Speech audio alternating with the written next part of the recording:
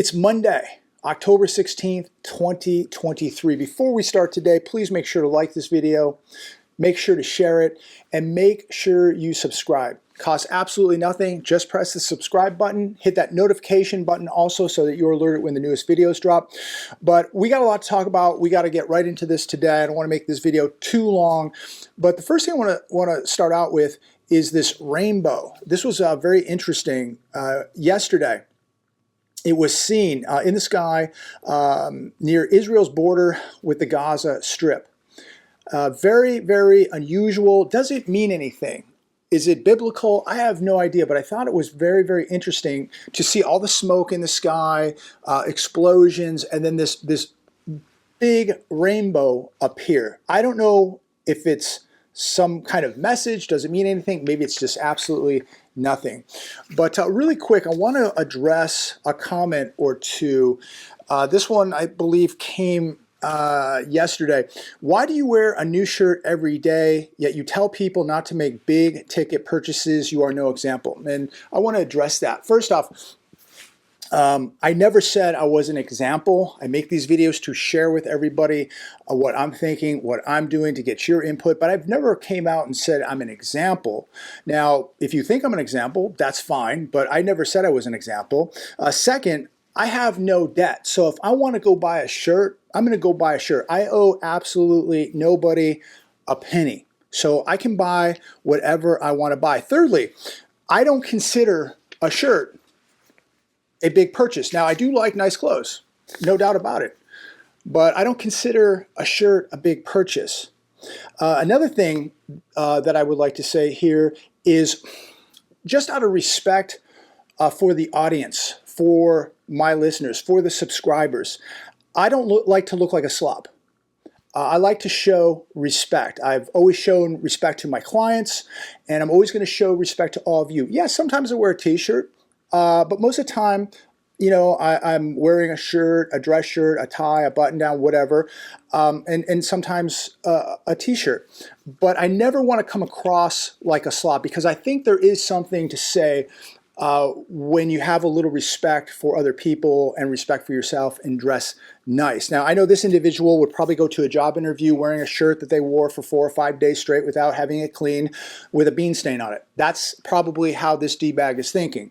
And that's probably how they would go to a job interview. Maybe that's how they go to their job. That's not how I would do it. And I will give some advice today. If you're going for a job interview, it's better to be a little overdressed than underdressed. People are going to look at you and judge you on the way you dress. That's just the way it is.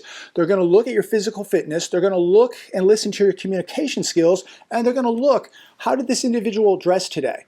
You're going to go in for a banking job or a job in a law firm, and you're going to what? Wear a t-shirt?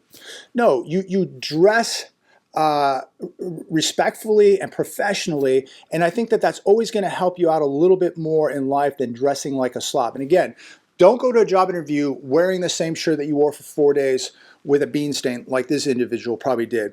And another thing to this individual, if you're worried more about my wardrobe than what is happening in the real world, I don't know what you're doing here. Now, I know you're probably one of my most loyal listeners and subscribers. I don't want you to leave.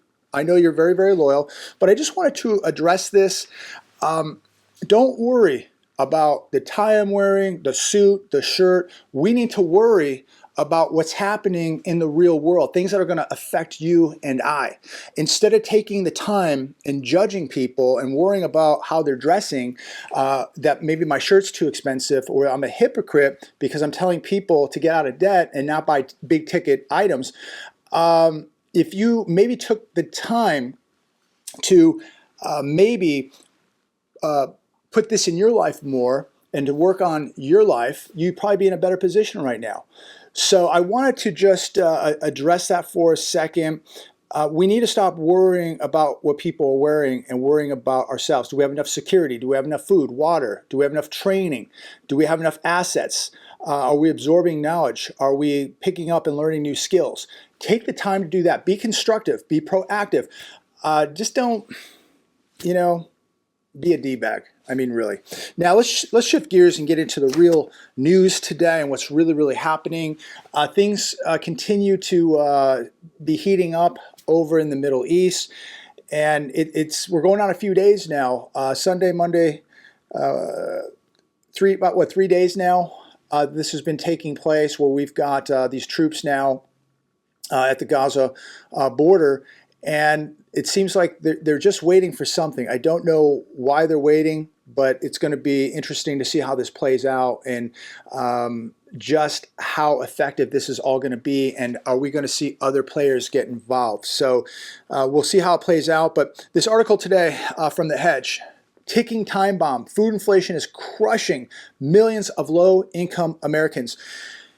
Now, according to this article, if you experience a 25 to 50% food increase, this may not affect you if you're making $100,000 a year, but if you're on a fixed income, if you're on a low income, this is definitely affecting you. You're definitely feeling some pain. Now, I think it's affecting more people than this article even leads you to believe, because I don't think it's just fixed income or low income people who are feeling the inflation that we're seeing at the grocery store. I think it's a lot of middle class. I think, you know, a family of four going to the grocery store once a week, that has got to be $300 easily. I mean, you're going to have a grocery bill. If you're a family of four, easily you could have a grocery bill over $1,000 a month, easily. So I think it's not just low income. I don't think it's just fixed income. I think everybody now, when you get a 20 to 50% increase in food prices, everyone is feeling it. Here's one from the Wall Street Journal today. Home sales are on track for slowest year since the housing bust. So we've had mortgage rates now at the highest rate they've been in 23 years. We have a limited inventory of not homes. We have a limited inventory of qualified buyers. This whole thing with the limited homes is getting very, very old. We have a limited inventory of buyers. And now another problem that I've been seeing take place and more people talking about is the property taxes are going up, and they're going up a lot. And people are wondering, what in the world are they going to do? Because a lot of people owe an astronomical amount on property taxes right now. Many people are late. Many people are figuring out how they're going to pay their property taxes, and how can they continue to do this if these property values stay where they're at. At some point, again, this is going to force people to have to sell homes because they're not going to be able to afford to stay in homes with property taxes rising as high as they are. Not talking about everybody, but there's going to be a percentage of people that just are going to get priced out of living in their own home because of the property taxes. Here's another one from The Hedge. Peter Schiff, the government is lying about inflation. So CPI, as they tell us, as the data tells us, has cooled. So why are so many people still struggling right here in America if the CPI is going down? Why is there this dichotomy between people's perceptions and the so-called official data? Something just doesn't quite add up here, ladies and gentlemen. Why is credit card debt now over $1 trillion? Why are people's savings accounts plummeting? Savings rate 3.5%, retirements wiped out, net worths being wiped out. Why are we spending more and getting less? Your paycheck's taxed, your savings is taxed, your investments are taxed. This is going to get much more difficult for the average person to stay afloat, without a doubt. So to me, since things don't add up, one thing we do know is certain, without a doubt. When you go to the store, things are more expensive. When you buy something, you're paying more, you're getting less. You're getting less in the box, you're getting less quality. You go out to dinner, you're paying more, you're getting less. You're paying for services, you're paying more, you're getting less service. So we know that things are going up. They're getting more expensive. The gas station, etc.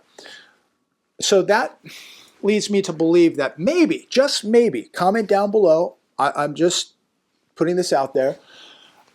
Maybe the CPI data isn't true. Maybe the CPI data just is not true.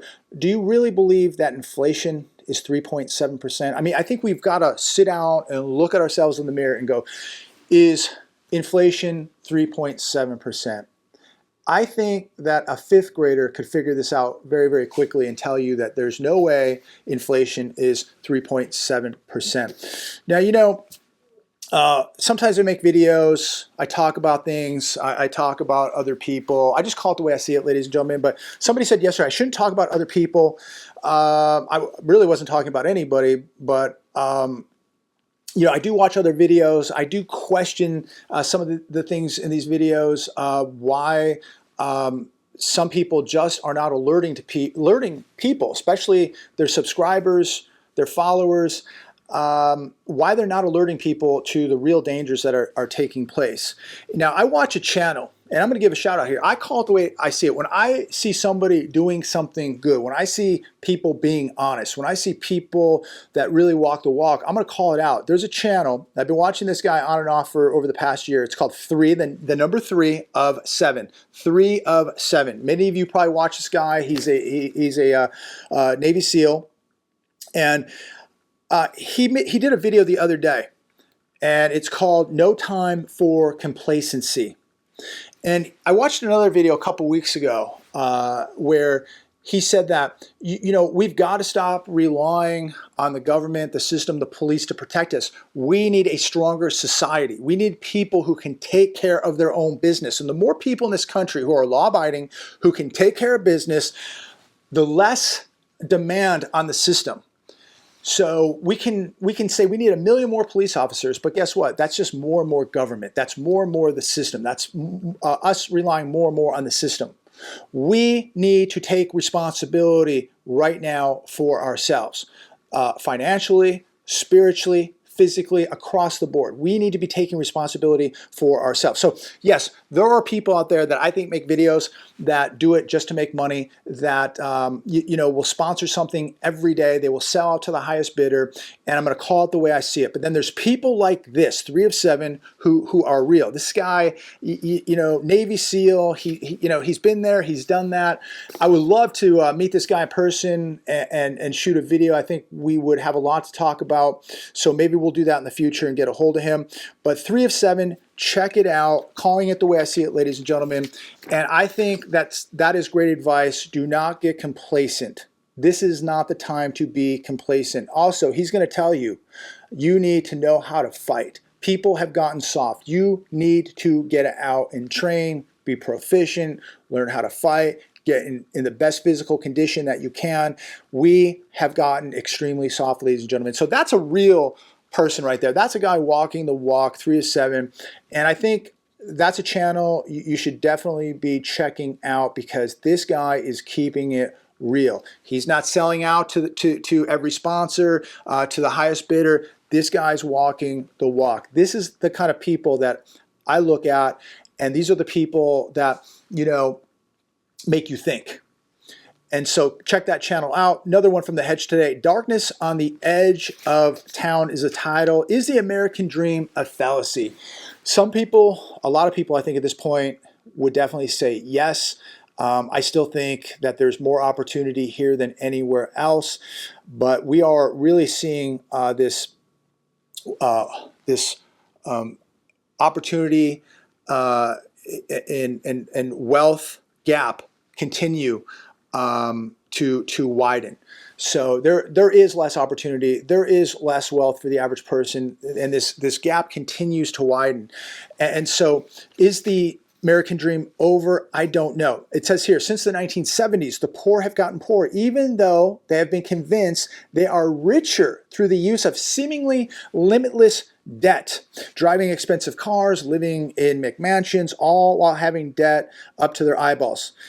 This is not getting richer, ladies and gentlemen. Buying stuff that you really don't need with one of your 10 credit cards, getting deeper into debt, is not being rich. Now, you may look rich, you may give the persona that you are rich, but in all reality, you're extremely poor because all you have is debt.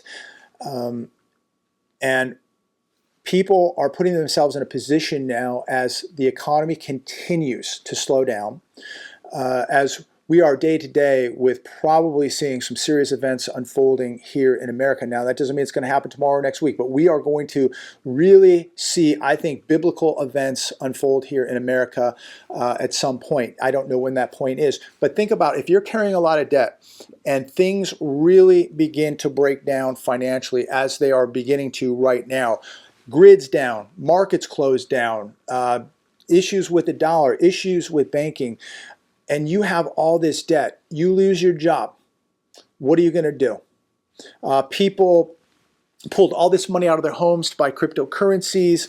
And yes, Bitcoin had a very, very nice day today. But remember, it was near $70,000 at one point. And thousands of these cryptos that people gambled on while pulling money out of their homes to buy it are completely gone. They've gone to zero. They're done. It's over. People are sitting on a load of debt. They bought multiple homes as short-term rentals, VRBO, Airbnb. They're not renting. What are they going to do? Their cars are debt. Their lifestyle and going out to eat on vacations is debt. Their short-term rentals are in debt. Everything they have is bought on debt, and it's never paid off. It just goes deeper and deeper. Rates are going up, ladies and gentlemen. Servicing debt is going to get more and more expensive. So this is going to come to a head here at some point, ladies and gentlemen. I don't think we're very far away from witnessing this happen. So you got to be preparing for this. Get the debts paid off. Get an extra side hustle or two. I would be raising as much capital as possible, paying down debt as fast as I could. And then, hey, if you want to go buy a nice shirt and reward yourself, go ahead. You can afford to do it. But the main thing right now is don't worry about wardrobes. Don't worry about cars. Don't worry about houses. Now's the time to worry about getting the debt paid off, raising capital so that you can protect yourself, insulate yourself, possibly take advantage of some deals when things get bad. But don't forget, ladies and gentlemen, if you cannot protect yourself, if you cannot protect your assets, if you cannot protect your own home, somebody is going to take it from you. So, if you watch 3 of 7, he's going to tell you, you better know how to handle your business. You better know how to protect yourself. You better have a plan. Just to think that this is going to be a financial collapse, you're living in Disneyland. You really are.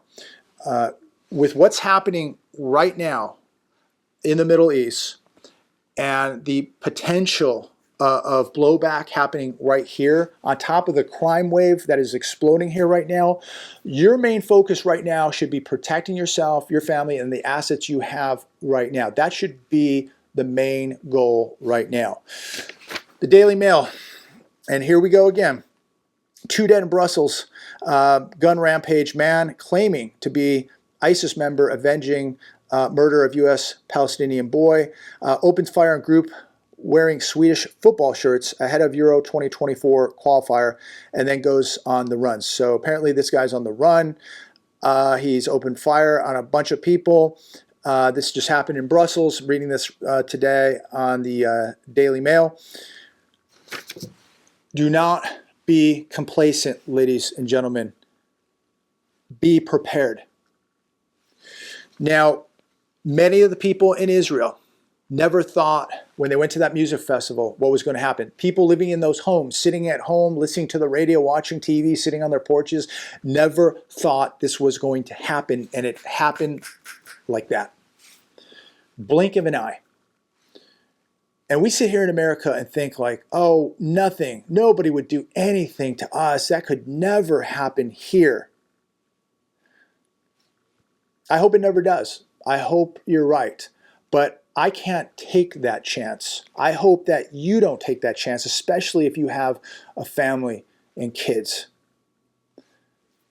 So are you complacent or are you prepared? I will tell you, myself personally, and the people around me are prepared. Many people I know are not prepared. But to think that the United States is immune from this, especially now what's happening over there, and now we're over there, and we know that a lot of people have come over here that we have no idea who they are, why they're here, where they're from. We know nothing. Their religious beliefs, how they look at America, we have no idea. And that really, really concerns me. That concerns me more right now than even the U.S. economy and the housing market and the car market, all that. That is concerning. This is more concerning because this can hit you in a second. This can take your life, ladies and gentlemen. a car repo, a housing collapse is not going to take my life. But there's people out there right now that hate us who are here, and they have no problem taking your life or my life.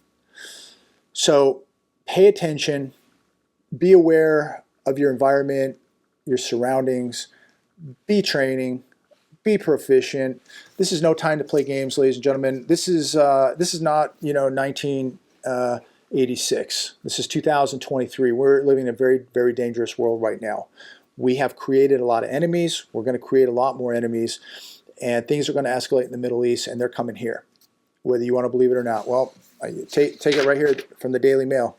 2 dead in Brussels right now, and a bunch of people shot. So if it can happen in Brussels, it can happen here. We already are witnessing crime unlike we've ever seen before. We've never seen real terrorism on the ground, boots on the ground here. Really quick, I was watching some videos yesterday of the attack in Israel, and this was unbelievable. These guys just came right through this chain link fence, riding motorcycles, guys on the back, just shooting at people. Then they would just go through these neighborhoods. They're not in gear, no plate carriers, no helmets. They're walking around in gym shoes, board shorts, and t-shirts, going from house to house to house looking for victims. Completely, to me, it looked very, very untrained. This is why you need to be trained. And these people, if they would have went against a small group of very, very trained civilians, they would have lost very, very quickly, because these people were just walking around the neighborhood. I mean, completely exposed in t-shirts and shorts with long guns. You know, a trained group of people would have picked these guys away really, really quick. But unfortunately, there were no trained people in those neighborhoods. There were people hiding in their closets, waiting to die. Don't be one of these people, ladies and gentlemen. Have a good day. God bless. Be safe out there. Be training. Get to the gym.